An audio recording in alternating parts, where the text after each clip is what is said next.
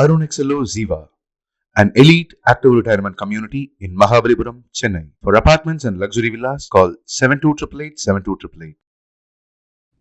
தமிழ்நாடு பகிர்மான கழகத்தின் பெரம்பலூர் பகிர்மான வட்டத்திலிருந்து ஏற்கனவே செயல்பட்டு வந்த அரியலூர் கோட்டத்திலிருந்து புதிதாக ஜெயங்கொண்டம் கோட்ட அலுவலகம் பிரிக்கப்பட்டு இன்றைக்கு அலுவலகம் திறப்பு விழா நடைபெற்றிருக்கிறது.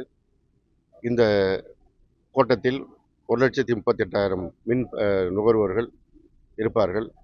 எனவே இதுவரை அவர்கள் அரியலூர் சென்று தங்களுக்கான குறைகளை தீர்த்துக் கொள்ளக்கூடிய நிலை மாறி இனி ஜெயங்கொண்டத்திலேயே இந்த அலுவலகத்திலே அவருடைய குறைகளை தீர்த்துக் கொள்வதற்கான வாய்ப்பு கிடைத்திருக்கிறது.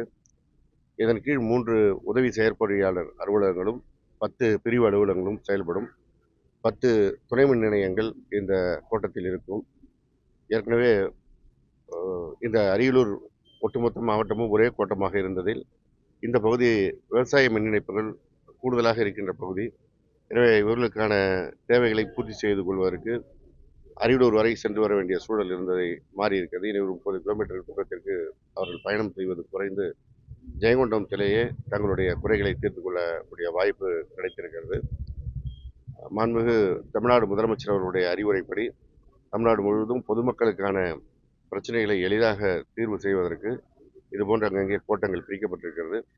முன்பு மின்துறை அமைச்சராக இருந்த மாண்புமிகு செந்தில் பாலாஜி அவர்கள் அறிவித்த அறிவிப்பின்படி இன்றைக்கு இந்த கோட்டம் பிரிக்கப்பட்டு திறப்பு விழா கண்டிருக்கிறது.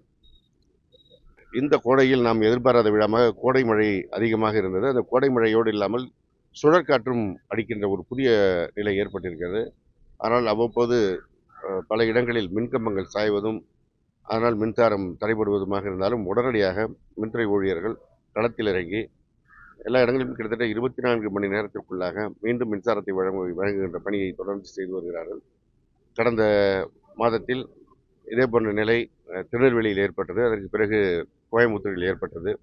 கிட்டத்தட்ட 500 மின்கம்பங்கள் கோயம்புத்தூர் கன்னியாகுமரி மாவட்டத்தில் ஒரே நேரத்தில் சாய்ந்து போய் உடனடியாக 2 நாட்களில் அவையெல்லாம் மீண்டும் புதிய கம்பங்கள் நடப்பட்டு அங்கே மின் இணைப்பு வழங்கப்பட்டது. எனவே இது ஒரு தொடர் நடவடிக்கையாக இருக்கிறது. இப்பொழுது பருவமழையும் முன்கூட்டியே துவங்கி இருக்கின்ற சூழல்.